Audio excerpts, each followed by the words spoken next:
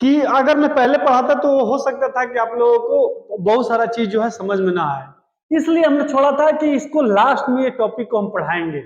बहुत सारे चीजों को पढ़ाने के बाद इस टॉपिक को हम पढ़ा रहे हैं। देखिए, पढ़ाई में मजा जब आता है जब आपको समझ में आता है और आपसे क्वेश्चन सोल्व होता है, तब पढ़ाई में मजा आता है। देखिए, इस चैनल को आप लाइक कीजिए, सब्सक्राइब कीजिए, अधिक से अधिक अपने दोस्तों में शेयर कीजिए। आइए देखते हैं रेजिस्टेंस जो है किन कारणों पर निर्भर करता है और इसे एग्जाम में किस तरह से क्वेश्चन आता है, उस चीजों को जानेंगे और देखेंगे कि इससे जो क्वेश्चन एग्जाम में आता है आप किसी भी सेट को उठाकर मारिएगा और जो हमने पढ़ाया वो एग्जाम में एग्जैक्ट वही आता है, आएगा आपका क्वेश्चन। आइए उसको जानते हैं और बारीकियों से उसको समझते हैं, एक एक चीजों को निचोड़ से समझते हैं, तब आपको पूरा मजा आने लगेगा पढ़ाई में। ठीक है, आइए सबसे पहले देखिए, प्रतिरोध किन कारणों पर निर्भर करता है। पहला जो है, ये जो है फॉर्मूला है आर, ये आपको ये रो है, रो का सिंबल ऐसे होता है, इसको बोलते हैं रो। ठीक है, ये चल नहीं रहा है, यानी इस तरह से ये होता है रो। ठीक है, इसको बोलते हैं रो। देख लो बाबू, इसको क्या बोलते हैं तुम? क्या है यार, इसको क्या बोलते हैं? रो। ये रो है, ये फॉर्मूला है R is equal to rho L बटे ए। ठीक है, क्या है? R is equal to rho L बटे ए। आर का मतलब होता है प्रतिरोध, किसमें मापा जाएगा? ओम में। ये जो है रो, रो का मतलब होता है प्रतिरोधकता, इसको मापा जाता है ओम मीटर में। ठीक है, एल का मतलब है तारों की लंबाई, लंबाई तो पता ही है किसमें मापा जाता है। ठीक है, ए का मतलब है अनुप्रस्थ काट क्षेत्रफल, यानी उसका क्रॉस सेक्शनल, क्या बोलेंगे उसको इंग्लिश में? Cross sectional. समझ में आया? यानी ये फॉर्मूला है R is equal to rho L बटे ए। आर का मतलब प्रतिरोध, रो का मतलब प्रतिरोधकता। ठीक है, और इसको इंग्लिश में बोलते हैं रजिस्टिविटी। ये एल है, एल का मतलब तारों की लंबाई, ए का मतलब अनुप्रास्थ काट क्षेत्रफल यानी क्रॉस सेक्शनल एरिया। ठीक है, प्रतिरोध किन कारणों पर निर्भर करता है? अब उस कारण को जानेंगे कि प्रतिरोध किन कारणों पर निर्भर करता है। पहला है यह आर समानुपाती, इसका मतलब है आर समानुपाती रो, यानी यह पदार्थ की प्राकृतिक पर या नेचर ऑफ सब्सटेंस, ठीक है, नेचर ऑफ सब्सटेंस पर निर्भर करता है। ठीक है, कहने का मेरा मतलब है यह पदार्थ की नेचर पर निर्भर करता है। जिस तरीके से मान लीजिए कि कोई तांबा का है तो उसका प्रतिरोध कुछ अलग होगा, एल्युमिनियम तार है तो उसका प्रतिरोधकता अलग होगा। तो अलग अलग ये क्या होगा, पदार्थों पर भी निर्भर करता है। एग्जाम में ये क्वेश्चन आता है। ठीक है, तो प्रतिरोध जो होता है आर समानुपाती रो, यानी पदार्थ की प्रकृति पर निर्भर करता है। अलग अलग धातु के तारों का प्रतिरोध अलग अलग होता है। बताया कि एल्युमिनियम का प्रतिरोध कुछ अलग होगा, कॉपर का कुछ अलग होगा। ठीक है, जैसे कॉपर का प्रतिरोधकता कभी कभी पूछता है कि कॉपर का प्रतिरोधकता कितना होता है, लिख लीजिए, ये सब नोट कर लीजिए, एग्जाम का क्वेश्चन है। ठीक है, जैसे कॉपर का होता है 1.72 इंटू 10 के पावर -8, ठीक है, ओम मीटर। ये कॉपर का क्या है? प्रतिरोधकता। ये अल्युमिनियम है, अल्युमिनियम का होता है 2.94। ठीक है, शीशा का होता है 2.2 इंटू 10 के पावर -7 ओम मीटर। ओम मीटर में प्रतिरोधकता को ओम मीटर में मापा जाता है। पूछ देगा कि कॉपर की रेजिस्टिविटी, पूछ देता है कि कॉपर की रेजिस्टिविटी क्या होता है, प्रतिरोधकता क्या होता है, ऑप्शन में ये सब दे देता है आपको, इसलिए हमने लिखवा दिया यहाँ। कॉपर का क्या होता है इतना, एल्युमिनियम का इतना होता है, शीशा का इतना होता है 2.2 × 10⁻⁷ ओम मीटर, जस्ता का क्या होता है 5.90 × 10⁻⁸ ओम मीटर, पारा का क्या होता है 9.8 × 10⁻⁷ ओम मीटर। ये हो गया कि ये क्या होता है कि प्रतिरोध जो है पदार्थों पर निर्भर करता है, अलग अलग पदार्थ का अलग अलग प्रतिरोधकता होता है। ठीक है, आगे बढ़े, समझ में आ गया होगा, आई थिंक आप लोगों को समझ में आ गया होगा। आगे बढ़ते हैं, तो कभी मान लीजिए ऑप्शन में आता है कि पदार्थ की प्रकृति पर क्या प्रतिरोध पदार्थ की प्रकृति पर निर्भर करता है, तो आपको मानना पड़ेगा हाँ पदार्थ की प्रकृति पर निर्भर करता है। अगला क्या है, R = L, R = L, ठीक है, R = L, ठीक है, यानी R समानुपाती L। L कहने का मतलब है प्रतिरोध जो होता है चालक तार की लंबाई के समानुपाती होता है। प्रतिरोध जो होता है चालक तार की लंबाई के समानुपाती होता है, अर्थात तार की लंबाई बढ़ाने पर प्रतिरोध बढ़ता है और लंबाई घटाने पर प्रतिरोध घटता है। अब क्या है बाबू, ये समझने के लिए आप लोग देखिए, ये है तार, ये क्या है वायर है, तार है, ठीक है, ये होता है, मान लो ये तार, ये देख लीजिए क्या है तार, मानना क्या ये तार है ही, ठीक है। तो अगर ये होता है समानुपाती R समानुपाती L, देखिए R समानुपाती L कहने का मतलब है रेजिस्टेंस प्रतिरोध जो होता है चालक तार की लंबाई के समानुपाती, इसके लंबाई के प्रतिरोध जो होता है इसके लंबाई के समानुपाती होता है।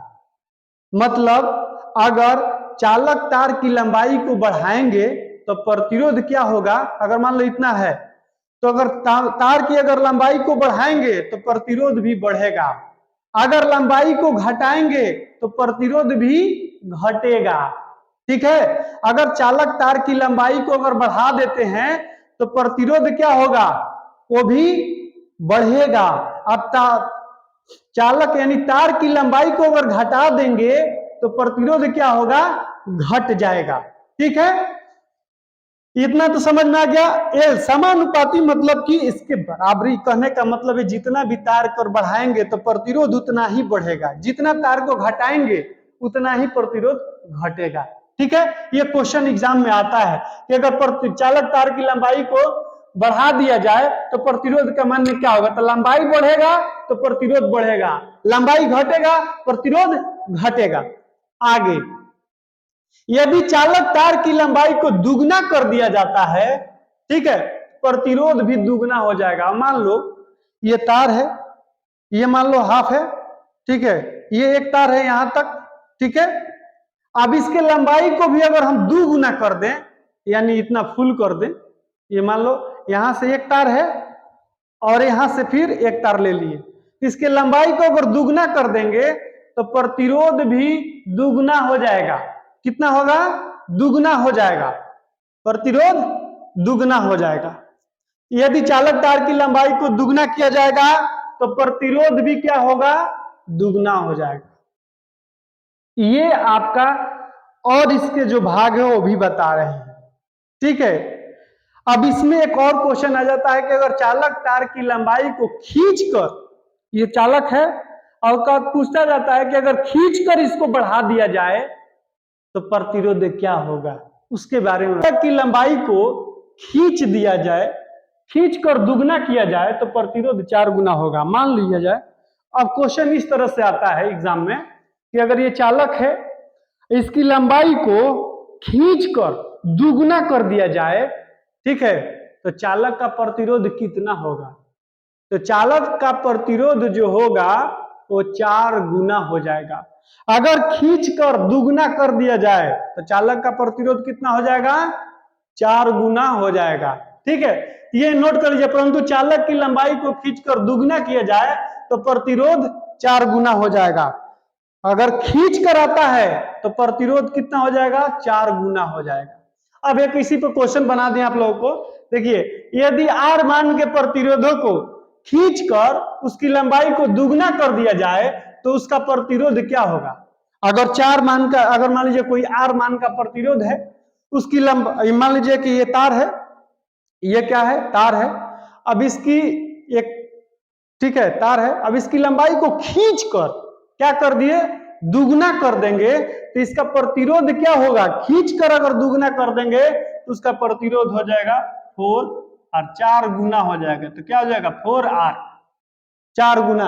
अब R के जगह पर कुछ भी आ जाएगा, ठीक है, R के जगह पर 2 दे दे, अगर मान लीजिए कि लिख दे कि 2 ओम प्रतिरोध वाले तारों को खींचकर अगर लंबाई को दुगना कर दिया जाए तो उसका प्रतिरोध क्या होगा, तो 2 का 4 गुना, 2 का, क्योंकि लंबाई दुगनी होगी तो अनुप्रस्थ काट क्षेत्रफल जो होगा, क्रॉस सेक्शनल एरिया, अगर किसी, मान लीजिए वायर है और अब इसको क्या कर रहे हैं, खींच कर लंबा कर रहे हैं, तो भाई लंबा जब खींच के करेंगे तो इसका जो एरिया होगा, ये मान लीजिए वायर है, तो ये वायर का जो मोटाई है, कहने का मतलब है क्रॉस सेक्शनल एरिया मतलब इसका मोटाई, तो खींच के करेंगे तो क्या हो जाएगा, आधा हो जाएगा, ठीक है, क्योंकि लंबाई दुगनी, अगर लंबाई को दुगनी किया जाता है तथा अनुप्रस्थ काट क्षेत्रफल आधा हो जाता है। अगर, क्योंकि लंबाई को अगर दुगनी कर देंगे तो अनुप्रस्थ यानी क्रॉस सेक्शनल जो एरिया है वो कितना हो जाएगा, आधा हो जाएगा, ठीक है। अब ये मान लीजिए कि उन्हें बताया ना, ये मान लीजिए वायर है, तो इसका मोटाई क्या है, यही क्रॉस सेक्शनल एरिया है, यही अनुप्रस्थ काट क्षेत्रफल है, ठीक है। तो अब इसको खींचकर अगर हम क्या करते हैं, खींचकर इसको लंबा करते हैं, दुगना करते हैं, तो खींचकर अगर दुगना करेंगे तो तार का क्या होगा, क्रॉस सेक्शनल जो एरिया होगा वो आधा हो जाएगा। लंबाई दुगना करेंगे तो क्रॉस सेक्शनल एरिया क्या होगा, दुगना हो जाएगा। क्रॉस सेक्शनल एरिया मतलब मोटाई, तारों का मोटाई, एक तरह से मानिए ये जो एरिया होगा ये होगा इसकी मोटाई, तो क्रॉस सेक्शनल एरिया, ठीक है। अब यही सी पर क्वेश्चन एक और मान लीजिए है, अगर एक परिमितीय धैर्य चालक के व्यास को घटाकर, अब देखिए व्यास को घटाकर आधा कर दिया जाए तो प्रतिरोध 4 गुना हो जाता है। देखिए अब इसको उल्टा पूछ दिया, अब पूछ देगा अगर क्वेश्चन कि अगर हम व्यास को, तार के जो व्यास है इसको अगर खींच के अगर हम क्या कर देते हैं, आधा कर देते हैं तो इसका प्रतिरोध कितना हो जाएगा। अगर तारों के मोटाई को अगर क्या करेंगे, घटा देंगे, ठीक है, तारों की मोटाई को अगर खींच के क्या करेंगे, क्षेत्रफल को आधा कर देते हैं, मोटाई को आधा कर देते हैं, तो बताइए आप उसका प्रतिरोध कितना हो जाएगा, 4 गुना हो जाएगा। कितना हो जाएगा, 4 गुना, ठीक है, 4 गुना हो जाएगा। ये क्वेश्चन उल्टा सीधा ये पूछता है ये क्वेश्चन, क्योंकि लंबाई दुगनी होती है। अगर एक मान लीजिए चालक का व्यास है उसको घटाकर आधा कर दिया जाएगा तो प्रतिरोध कितना होगा, व्यास अगर घटाकर आधा करेंगे तो प्रतिरोध 4 गुना, अगर प्रतिरोध को खींचकर दुगना करेंगे तो व्यास कितना हो जाएगा, तारों का जो व्यास होगा कितना हो जाएगा, यानी मोटाई कितना हो जाएगा, आधा, ठीक है। अब देखिए एक फॉर्मूला है आर समानुपाती एल बटे ए, कहने का मतलब यह है प्रतिरोध जो होता है अनुप्रस्थ काट क्षेत्रफल यानी क्रॉस सेक्शनल एरिया का व्युत्क्रमानुपाती होता है। प्रतिरोध जो होता है, देखिए ये प्रतिरोध है एल के समानुपाती है, ए के व्युत्क्रमानुपाती है, ठीक है। यानी रेजिस्टेंस का अगर मान बढ़ेगा, ठीक है, आर का मान अगर बढ़ेगा तो एरिया क्रॉस सेक्शनल अनुप्रस्थ काट क्षेत्रफल का मान घटेगा। अगर हम एरिया का मान बढ़ाएंगे यानी एरिया यानी क्रॉस सेक्शनल एरिया का मान बढ़ाएंगे तो रेजिस्टेंस यानी तारों की मोटाई अगर बढ़ा देंगे प्रतिरोध क्या हो जाएगा, कम हो जाएगा। लेकिन अगर आर का मान यानी रेजिस्टेंस का मान बढ़ाएंगे, तारों का क्रॉस सेक्शनल एरिया यानी जितना अगर पतला तार रहेगा उसका रेजिस्टेंस अधिक रहेगा, मोटा तार का रेजिस्टेंस कम रहता है। कहने का मतलब यही है जितना अगर मोटा तार है, देखिए यहाँ क्या हो रहा है, रेजिस्टेंस बढ़ेगा तो एरिया जो होगा, क्रॉस सेक्शनल एरिया जो होगा घटेगा। क्रॉस सेक्शनल एरिया अगर बढ़ाएंगे तो रेजिस्टेंस क्या होगा, घटेगा। यानी कहने का मतलब है पतला तार अगर रहेगा तो उसका रेजिस्टेंस क्या होगा, अधिक होगा। मोटे तारों में रेजिस्टेंस जो होता है कम होता है। ठीक है, देखिए इसका व्युत्क्रमानुपाती होता है। यदि तार की मोटाई को दुगना किया जाए तो प्रतिरोध 1/4 हो जाता है। अब मान लिया जाए, हम क्या बताए हैं, यही चीज बता रहे थे ना कि प्रतिरोध, ये मान लीजिए कि तार है, यदि तार की, ठीक है, क्रॉस सेक्शनल यानी अनुप्रस्थ काट क्षेत्रफल को यानी क्रॉस सेक्शनल एरिया को यानी मोटाई को क्या कर दिया जाए, दुगुना कर दिया जाए। ठीक है, अगर मोटाई है, अब इतना मोटाई है, फिर इसको मोटाई को मान लीजिए कि इतना मोटाई हो गया, इसका दुगना, ठीक है, यानी इतना मोटाई हो गया, तार का कितना होगा, इतना मोटाई। अब पूछ रहा है कि इसका रेजिस्टेंस क्या होगा, तो भाई पतला तार था, ठीक है, तो इसका रेजिस्टेंस 1/4 हो जाता है। कहने का मतलब है, मान लिया जाए, मान लीजिए आप कि अगर ये आर दे दिया, बोल दिया अगर कह रहा है कि तार की मोटाई, ठीक है, यदि तार की मोटाई को दुगना कर दिया जाता है, अब मान लीजिए तार है, इसकी मोटाई को दुगना कर दिए, ठीक है, ये तार है, इसका दुगना कर दिए, ठीक है, मोटाई को क्या कर दिए, दुगना कर दीजिए, ठीक है, आर इसको क्या किए, दुगना कर दिए, ठीक है। अब पूछ रहा है कि अगर मोटाई दुगना करिएगा तो प्रतिरोध कितना हो जाएगा, तो प्रतिरोध हो जाएगा 1/4, यानी आर जो हो जाएगा, अगर मोटाई बढ़ाइएगा, दुगना कीजिएगा, यानी एक कहिए ना, सिंपल सी बात है, तो ये कितना हो जाएगा, तो ये हो जाएगा आपका 1/4, ठीक है, 1/4 यानी चौथाई हो जाएगा। ये सब क्वेश्चन आपके एग्जाम में आता है कि अगर तारों की मोटाई को दुगना कर दिया जाए, अगर एरिया बढ़ा दिया, मान लीजिए 1 कर दिया, कितना, 1 को दुगना कर दिया, ठीक है, तो पूछ रहा है आर का कितना हो जाएगा, तो 1/4, रेजिस्टेंस इसके 1/4 हो जाएगा। यदि तारों की मोटाई को दुगना किया जाएगा तो प्रतिरोध कितना हो जाएगा, तो 1/4 हो जाएगा। अनुप्रस्थ काट क्षेत्रफल से उस चालक तार का प्रतिरोध बढ़ता है। कहने का मतलब क्रॉस सेक्शनल एरिया घटाने से, अगर इसके क्रॉस सेक्शन, हम क्या बताए कि अगर एरिया घटाइएगा, यानी तारों की मोटाई, क्रॉस सेक्शनल एरिया को घटाइएगा, ये मोटाई को घटाइएगा, तारों की मोटाई को घटाइएगा, तो क्या होगा कि चालक तार का प्रतिरोध क्या होगा, अगर मोटाई घटेगा तो चालक तार का प्रतिरोध बढ़ता है, ठीक है। और अनुप्रस्थ काट क्षेत्रफल बढ़ाइएगा, मोटाई बढ़ाइएगा, तो क्या होगा, मोटाई अगर बढ़ाइएगा तो क्या होगा, प्रतिरोध क्या होगा, घटेगा। तो वही बताए ना कि अगर तार की मोटाई को, अगर आप, ये तार है, अगर मोटाई को आप कर दिए क्या, मोटाई इसकी बढ़ाइएगा तो प्रतिरोध क्या होगा, मोटाई अगर बढ़ेगा तो प्रतिरोध होगा, घटेगा। और तार की अगर मतलब पतला होगा तो क्या होगा, प्रतिरोध बढ़ेगा। यानी यही है, अनुप्रस्थ काट क्षेत्रफल घटने से चालक तार का प्रतिरोध बढ़ता है और अनुप्रस्थ काट क्षेत्रफल बढ़ने से प्रतिरोध घटता है। अगर तारों की मोटाई, हमने पहले बताया कि तारों की अगर मोटाई को, यानी कि मोटाई को, चालक तार की अगर मोटाई को हम क्या करते हैं, घटाते हैं, चालक तारों की मोटाई को और घटाते हैं तो प्रतिरोध बढ़ता है। अगर इसको फिर मोटाई को अगर घटा देंगे तो प्रतिरोध क्या होगा, घटाएंगे, मोटाई, तारों की मोटाई, प्रतिरोध बढ़ेगा। अब मोटाई को बढ़ाएंगे तो ये क्या होगा, प्रतिरोध जो होगा घटेगा, ठीक है।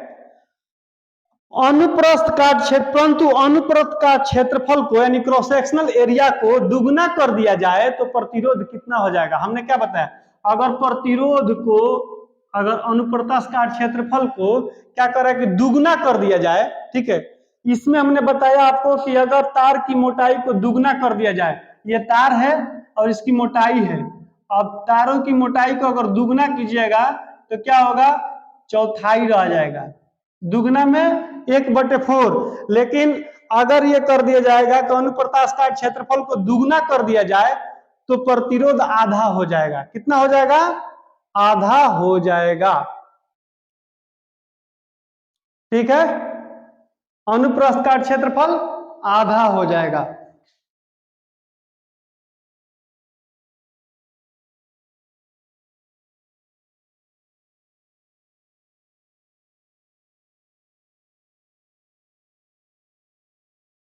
कितना होगा? आधा, यानी एरिया देखिए, अनुप्रस्थ काट क्षेत्रफल तो अगर दुगना किया जाता है तो प्रतिरोध आधा हो जाएगा। कितना हो जाएगा? प्रतिरोध आधा, यानी 1/2। एरिया को दुगना कर दिए, गुना कर देंगे, पूछ दिया प्रतिरोध कितना होगा, आधा हो जाएगा। इसको नोट डाउन कर लीजिए, दो गो और है उसको भी बता देते हैं, ठीक है, इसको नोट डाउन कर लीजिए। समझ में आया ना सारे लोगों को? ठीक, ये अब देख लीजिए, यानी R समानुपाती T। कहने का मेरा मतलब है, यदि तापमान बढ़ाने पर किसी भी चालक तार का प्रतिरोध बढ़ता है। क्या होता है कि देखिए, चालक जो है आप लोग देखते हैं, ये धूप में, पानी में, बरसात में, हर में ये रहता है। तो इसमें क्या होता है कि अपना प्रकृति का भी असर होता है। जब आप तारों के बारे में जब पढ़ाएंगे तो उसमें टेंशन किस मौसम में आता है, झोल यानी सैग कब बनता है, तारों पर जो होता है प्रकृति का भी क्या होता है, असर पड़ता है। यानी कहने का मतलब यह है कि अगर प्रतिरोध, अगर यदि तापमान अगर बढ़ा दिया जाए, तापमान अगर इसका बढ़ता है, चालक का अगर तापमान बढ़ता है तो क्या होगा, किसी चालक का प्रतिरोध भी बढ़ता है। चालक का प्रतिरोध जो होगा, क्या भी प्रतिरोध भी बढ़ेगा। अगर तापमान बढ़ेगा तो चालक का प्रतिरोध बढ़ेगा, लेकिन अगर तापमान घटेगा तो प्रतिरोध भी क्या होगा, घटेगा। ठीक है, प्रतिरोध क्या होगा, घटेगा। अगर तापमान एंड टेम्परेचर जो है बढ़ेगा तो चालक का प्रतिरोध भी बढ़ेगा, और टेम्परेचर घटेगा तो प्रतिरोध भी घटेगा, यानी R समानुपाती T होता है। अब देखिए, स्पेसिफिक रेजिस्टेंस यानी विशिष्ट, इसको प्रतिरोध कहते हैं। क्या कहते हैं? विशिष्ट प्रतिरोध कहते हैं, या स्पेसिफिक रेजिस्टेंस कहते हैं। इसी को ही रजिस्टिविटी या प्रतिरोधकता भी कहते हैं। ठीक है, यह क्या होता है कि हमने पहले ही बताया था कि यह पदार्थ की प्रकृति पर निर्भर करता है और तथा तापमान पर निर्भर करता है। अब जिस तरह का पदार्थ रहेगा उसके पदार्थों पर यह निर्भर करेगा और तापमान पर भी निर्भर करता है। ठीक है, प्रतिरोधकता का एक चीज ही हमेशा एग्जाम में आता है, प्रतिरोधकता का मात्रक, यानी स्पेसिफिक, इंग्लिश में देगा स्पेसिफिक रेजिस्टेंस का मात्रक क्या होता है, तो भाई ओम मीटर होता है। क्या होता है? ओम मीटर होता है। स्पेसिफिक रेजिस्टेंस का मात्रक ओम मीटर होता है, ये नोट कर लीजिएगा, ये एग्जाम में आता है question. Specific resistance is equal to R into A/L। समझ गए? इसका फॉर्मूला है स्पेसिफिक, यानी रो इज इक्वल टू RA/L होता है। कहने का मतलब है रजिस्टिविटी बढ़ेगा, क्रॉस सेक्शनल एरिया भी बढ़ेगा, रेजिस्टेंस भी बढ़ेगा, लेकिन लंबाई घट जाएगा। ठीक है, अब एक क्वेश्चन है जो बार बार एग्जाम में ये आता है, इसको भी हम नोट कर लिए हैं। किसी L लंबाई के चालक को आयतन में बिना परिवर्तन किए 3L कर दिया जाता है, यानी लंबाई को क्या कर दिया जाता है, 3L कर दिया जाता है, तो उसका प्रतिरोध कितना हो जाएगा? आयतन में कोई परिवर्तन नहीं है, ठीक है, और उसके आयतन में बिना परिवर्तन किए ही क्या किया गया है, आयतन में बिना परिवर्तन ही किए ही उसको 3L कर दिया गया है, तो इसका प्रतिरोध कितना हो जाएगा? क्या होगा? बहुत बढ़िया, सीख लीजिए, उसको बता दिया क्या होगा, 9 गुना हो जाएगा। ये एग्जाम में आता है। ठीक है, आज जो है इसको नोट कर लीजिए, यहां से स्पेसिफिक रेजिस्टेंस का आता है या रेजिस्टिविटी का मात्रक आता है, ये नोट कर लीजिए आप लोग। ठीक है, अब जो है आगे जो है अब पढ़ना है type of element, active element, passive element, ये सारे चीजों को पढ़ते हुए आप चलेंगे। ये नोट कर लीजिए। जो लोग मेरे चैनल को देख रहे हैं, अधिक से अधिक जो है अपने दोस्तों में शेयर करें, इस चैनल को लाइक करें, सब्सक्राइब करें, और आप लोग भी कॉपी कलम जरूर लेकर बैठें और इस नोट्स बनाएं, लिखें और जितना चीज बताया जा रहा है उसका प्रैक्टिस करें, ठीक है। और हमको उम्मीद है कि आपको पूरा समझ में आया होगा। तो थैंक यू सो मच।